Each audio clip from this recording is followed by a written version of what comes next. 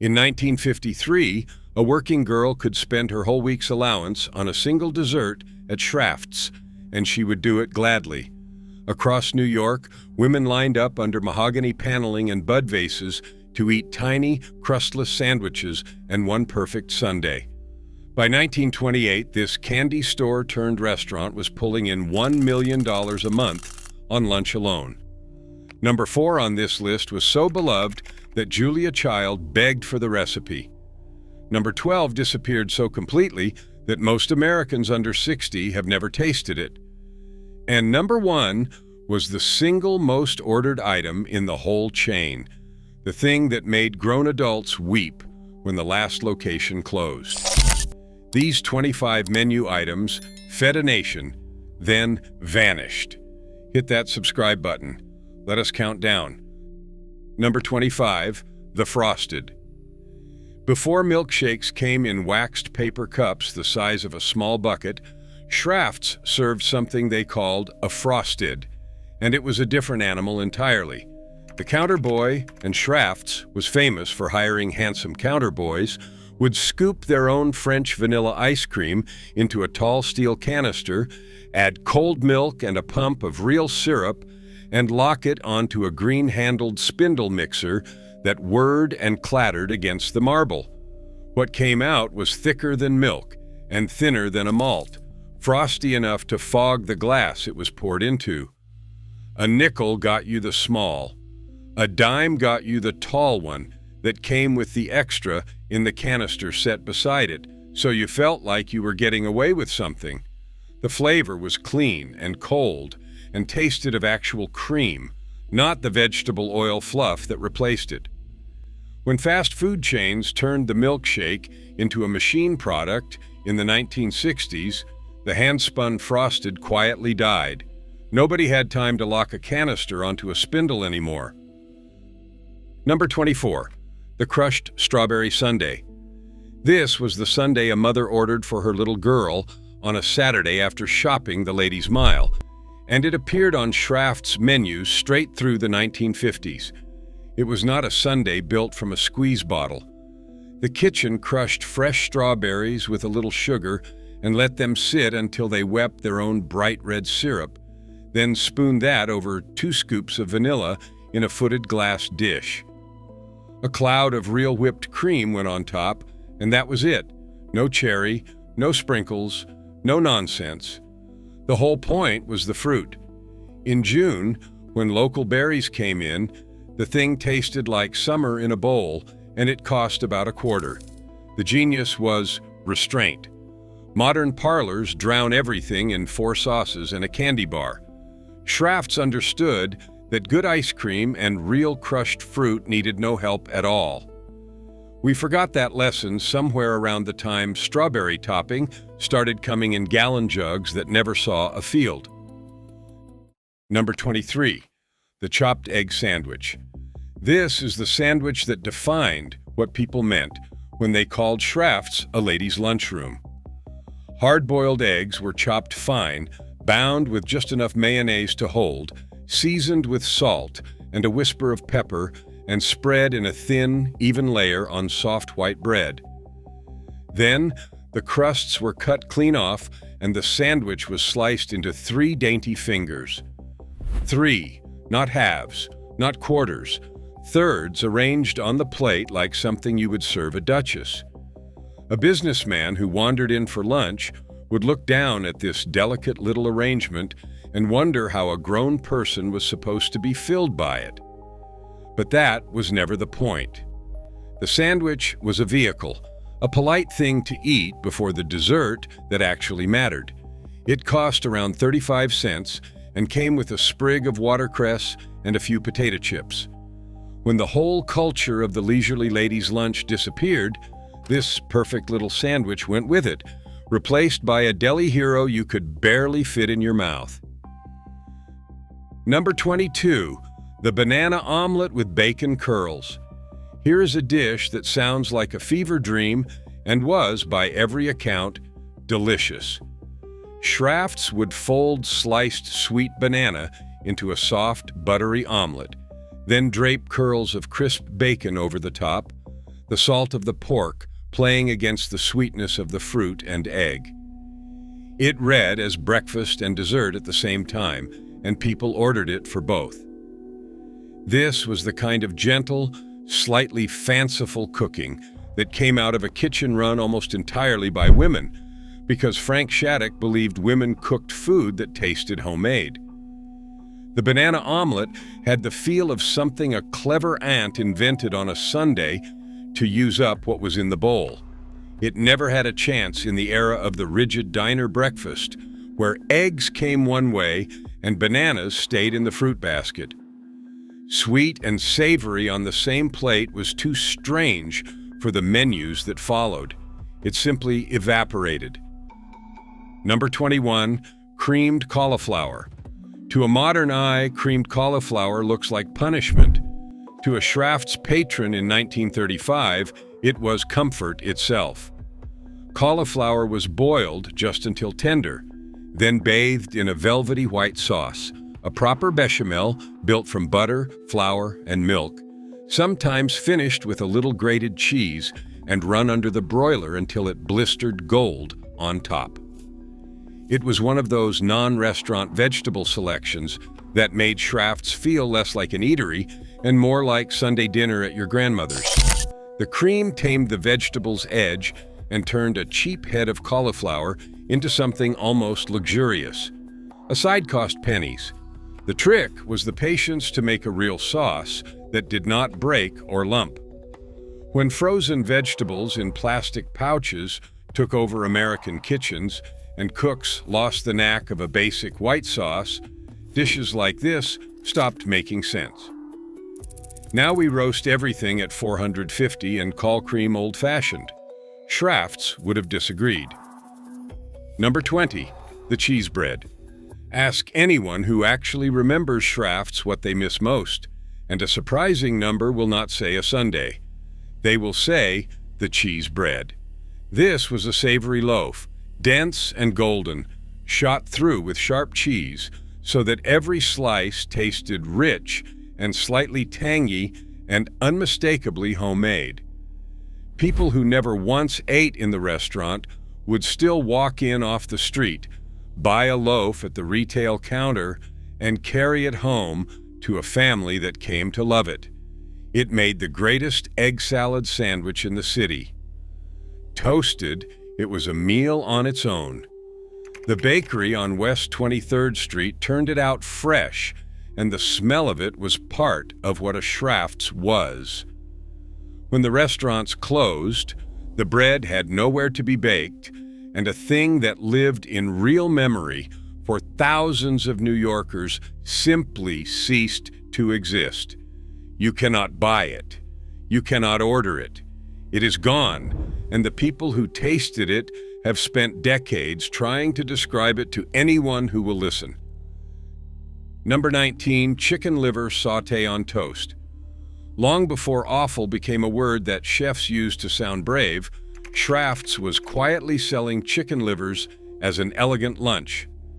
The livers were sautéed fast in butter with onion until just pink at the center, then spooned, still glistening, over a slice of good toast, the bread underneath soaking up every drop of the savory pan juices. It was cheap because livers were the part nobody fought over, and it was rich in a way that a thin tea room sandwich never could be. A businessman could order this without embarrassment and feel he had eaten something substantial.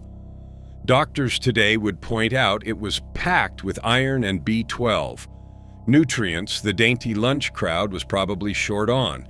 But chicken livers fell out of American favor entirely, filed away as something foreign or frightening, and the gentle butter and toast version that Schrafft's perfected disappeared with it. We pay $18 for it now in restaurants that call it a discovery. First pattern break. Here is what makes Schrafft's worth remembering, and it is not really the food. It is the idea behind it. At the turn of the century, a respectable woman alone in New York had almost nowhere to eat. Saloons were for men. Fine restaurants assumed you arrived on a husband's arm. Frank Shattuck and his sister Jane saw the gap, and they built an empire to fill it.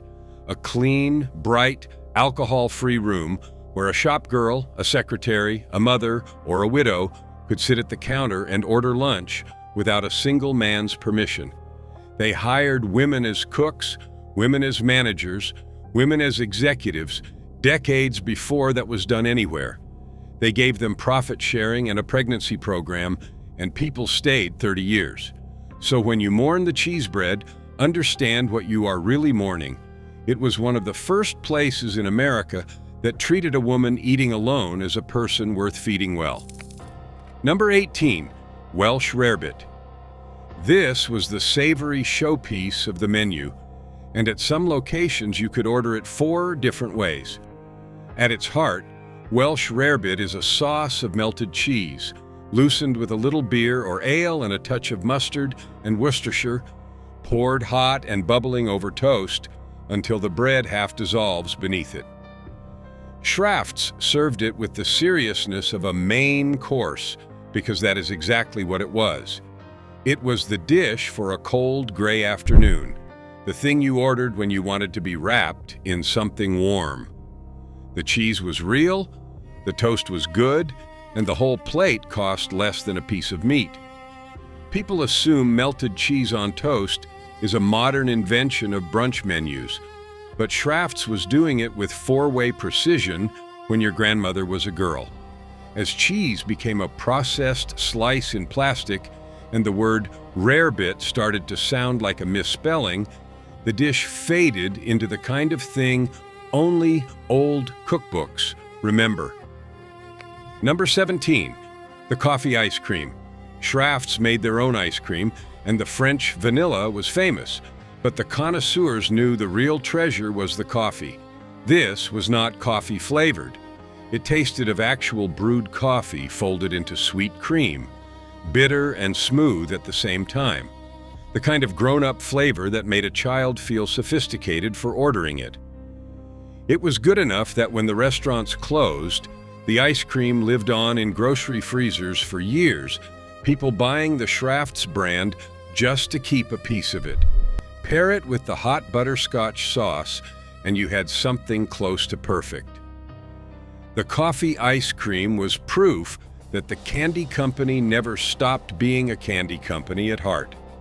They understood sugar and flavor at a molecular level, and they put that knowledge into every churn. The brand eventually vanished from stores, and a generation that grew up on it now describes a coffee ice cream that no carton today quite matches. Number 16, crab meat and noodles au gratin. Schrafft's had a gift for taking modest ingredients and dressing them in upscale French names, and this was the queen of that trick. Lump crab meat and egg noodles were folded into a cream sauce, topped with crumbs and cheese, and baked until the top went brown and crisp and the inside stayed molten. It arrived bubbling in its own dish, and for the price of a lunch, it made you feel you were eating at a place far grander than you could afford. This is casserole cooking elevated to an RT, the same instinct that produced tuna noodle bakes in a million homes, but executed by a professional kitchen with real crab. It belonged to an America that loved a hot dish that came out of the oven golden on top. When seafood got expensive and casseroles got a reputation as something sad, this kind of cooking quietly left the menu of American life. Schrafft's did it with a straight face and a French accent. Number 15, the wafer-thin chocolate mince. Schrafft's never forgot it was born a candy company, and the proof sat by the register, stacks of thin, dark chocolate mints made in their own factory and sold by the box. These were not the waxy mints that come with a diner check. They were real chocolate, snapped crisp and cool with peppermint, the kind of thing you bought to bring home or to slip into a coat pocket on the way out. From the moment you opened the door, the windows were full of candy, fudge, lollipops, the famous square and heart-shaped boxes of chocolates, all designed to lure you in before you ever reached the dining room. The whole restaurant existed in the founder's mind to sell you these. And the mints were the everyday luxury, the small, affordable indulgence that a working woman could justify. When the candy company finally shut down in 1981, the molds went cold, and a small, perfect chocolate that millions had carried in their pockets simply stopped being made. Number 14, the corned beef hash. Among all the dainty fare, Schrafft's made a corned beef hash that men actually crossed the street for. This was no canned slop. It was their own corned beef, chopped with potato and onion, pressed into a hot buttered pan, and left alone until a deep brown crust formed on the bottom, then folded so the crust ended up throughout. A poached or fried egg went on top, the yolk breaking into the salty, crisp-edged meat. It was the breakfast that turned a Schrafft's counter into a place a cab driver and a banker might sit side by side. It cost little because hash was a thrift dish, a way to use the ends of the corned beef, but done right, it beat any steak. The patience to build that crust is what made it. Short-order kitchens stopped taking the time, started using a scoop of gray pucks from a can, and the genuine article with its dark lacquered crust became a memory. Second pattern break. Now here is the part the marketing men would rather you skipped over. Schrafft's did not die because the food got bad. It died because America decided that slow was a sin.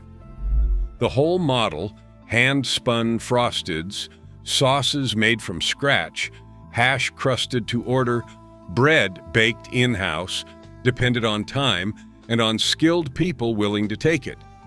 Then the 1960s arrived with a promise: faster, cheaper. No waiting, no fuss. Pet Incorporated bought the restaurants in 1967 for $14 million and tried to make Schrafft's hip, even hiring Andy Warhol to film a psychedelic commercial of a melting sundae. It did not work. You cannot rush gentility. The thing that made Schrafft's special, its refusal to hurry, was exactly the thing the new America had no patience for. By the time anyone realized what was being lost, the kitchens were already closing one by one. Number 13, the chicken a la king on toast. If one savory dish defined the Schrafft's lunch the way the sundae defined dessert, this was it. Tender chicken in a rich cream sauce, studded with mushrooms and pimento and a little sherry, ladled steaming over toast points or into a crisp puff pastry shell. They also served it simply as cream chicken on toast, and it was the comfort dish, the thing you ordered when the day had been hard and you wanted to be taken care of. The creams coated everything, the mushrooms gave it depth, the pimento gave it color, and a few dollars bought you a plate that felt like a feast.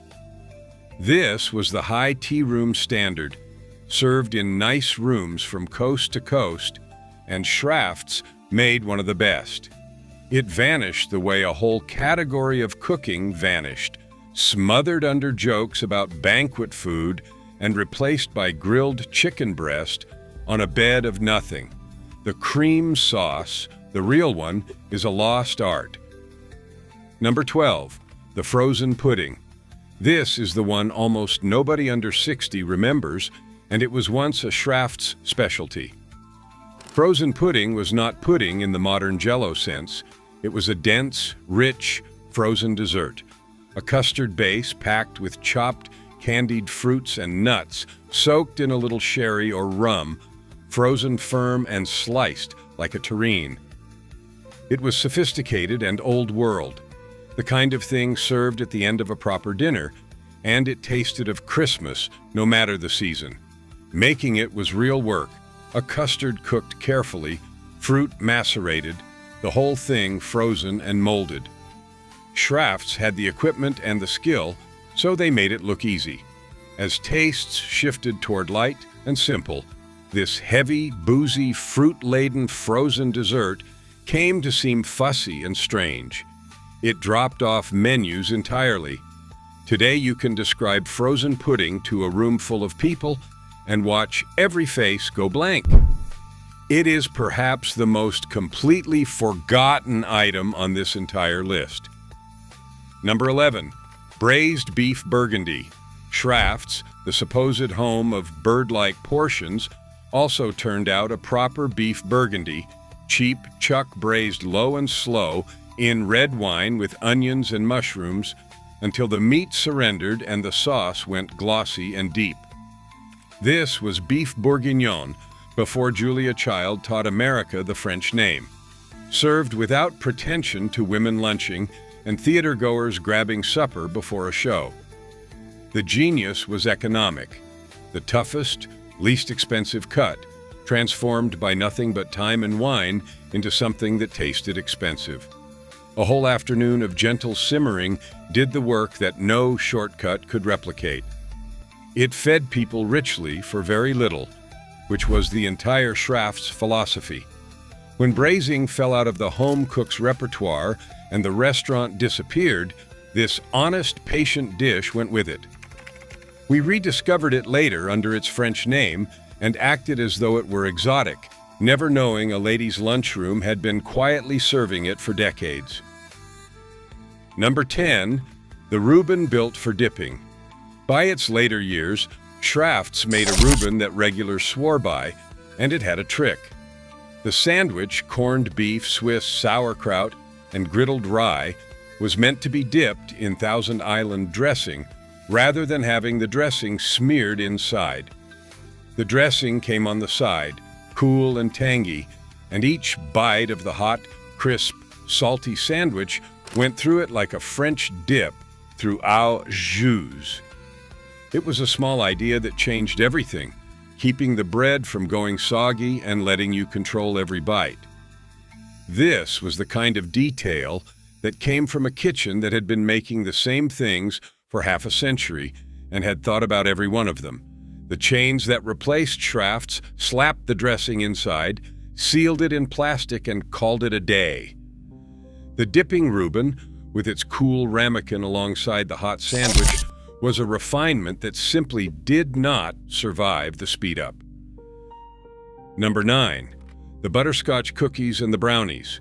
Schrafft's baked, and they baked seriously.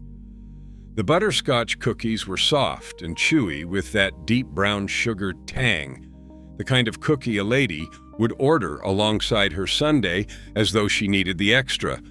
And the brownies, made by a company that understood chocolate better than almost anyone in America, were dense and fudgy and serious, a benchmark that bakers still chase. These came from the same bakery as the cheese bread, turned out fresh, sold both at the table and at the retail counter to carry home. They were not an afterthought. They were a candy company's idea of what a baked good should be.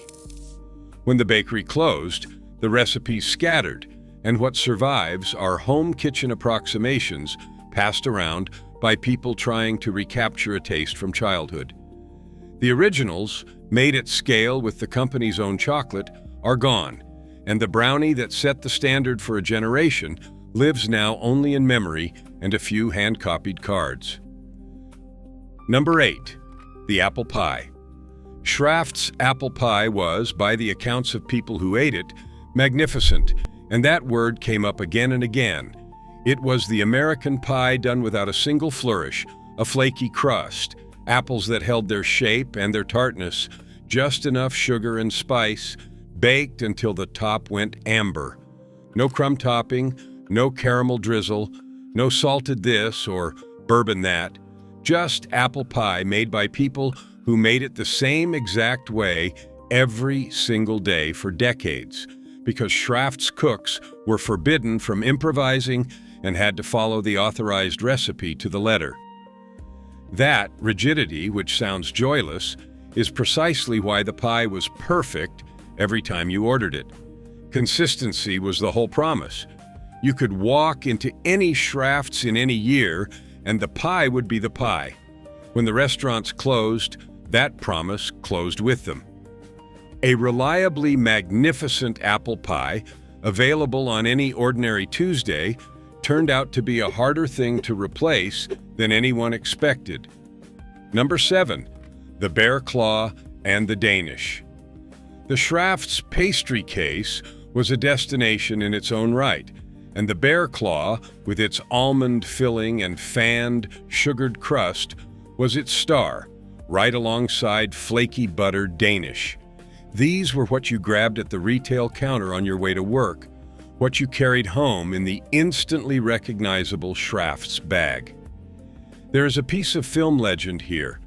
During the making of Breakfast at Tiffany's, the production was said to be fed by Schrafft's, and in that famous opening shot of Audrey Hepburn gazing into the window at dawn, the coffee in her hand and the pastry in her bag were, by the company's own telling, theirs.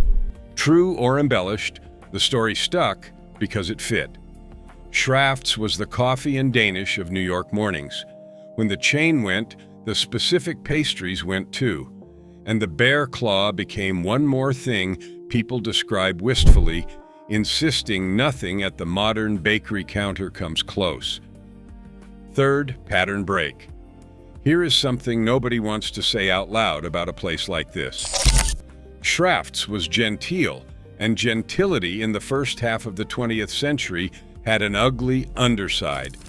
The same rooms that welcomed a working woman alone would seat a black patron politely and then let the white waitresses ignore them until they left. A Jewish woman trying to get hired in the 1930s was turned away for being Jewish.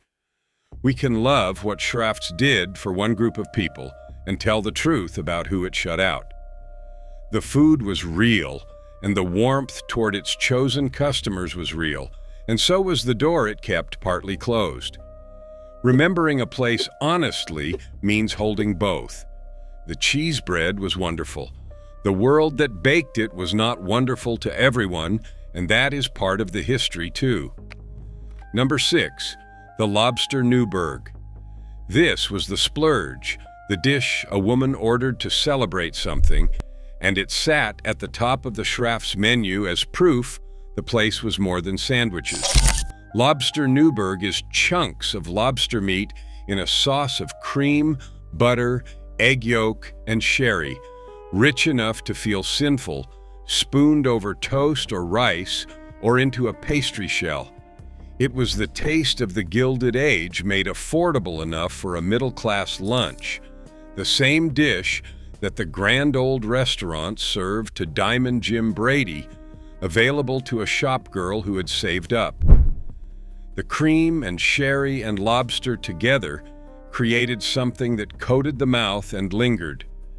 It required a cook who could build a Newberg sauce without scrambling the eggs, a real skill.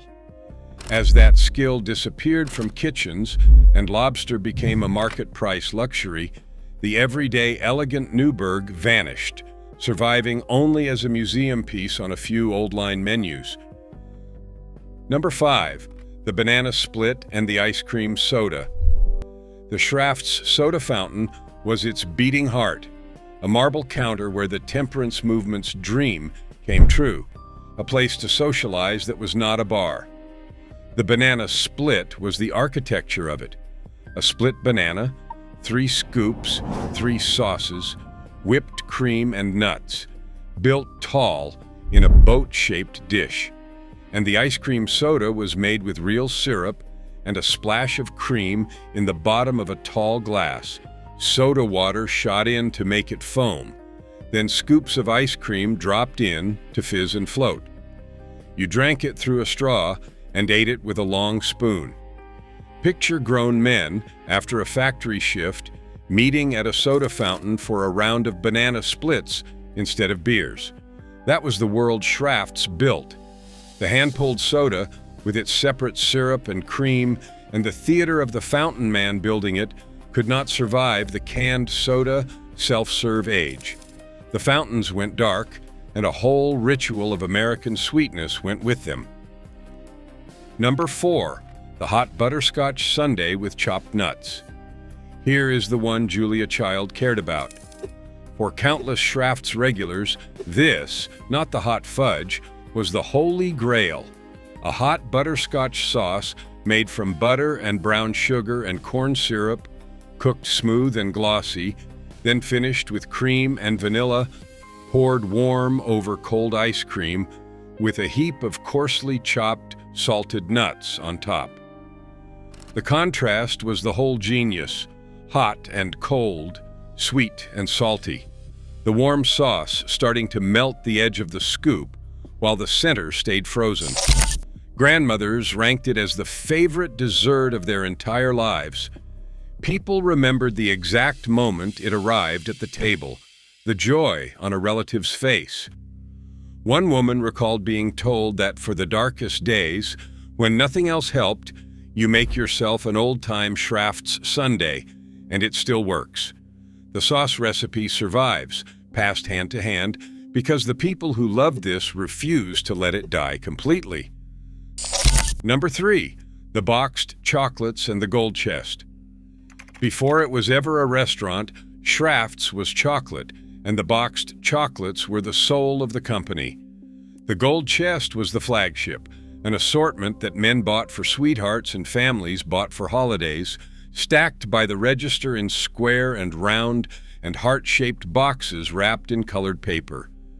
There was fudge made in-house, hand-dipped chocolates, fancy lollipops, gift baskets arrayed near the stairs so you pass them on the way up to lunch.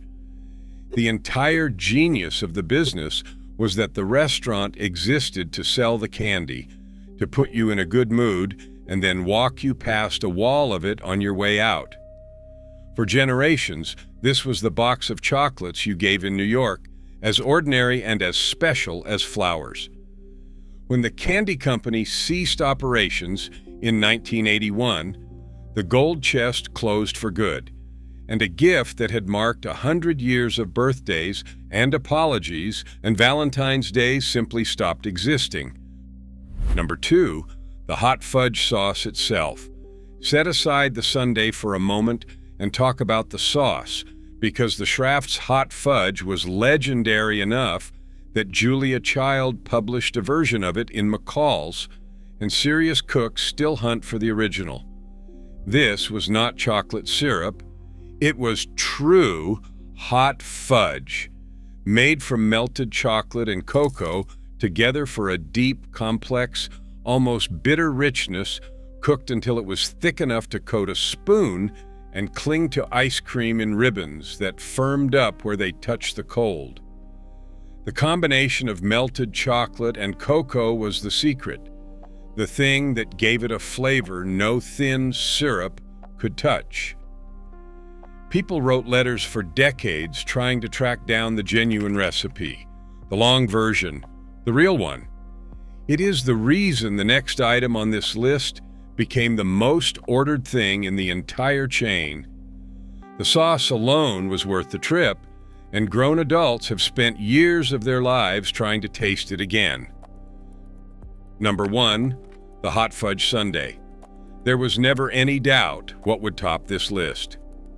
The Schrafft's hot fudge sundae was the single most beloved thing the company ever made, and for many people it is the whole reason the name still brings tears.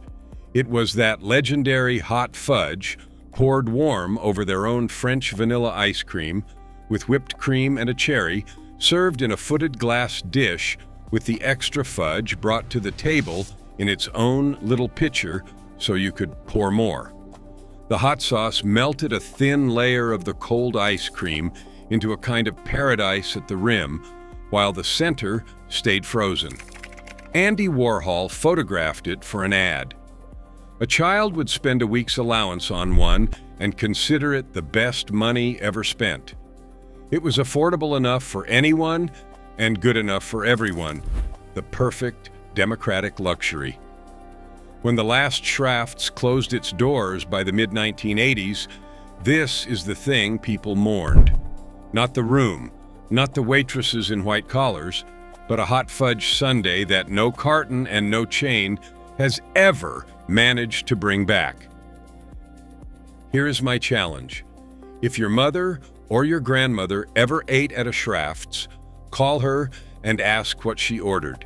Then tell me in the comments which one you would bring back first, the cheese bread, the butterscotch sundae, or that hot fudge. Because these were not just menu items, they were a way of being treated well, and we let them disappear.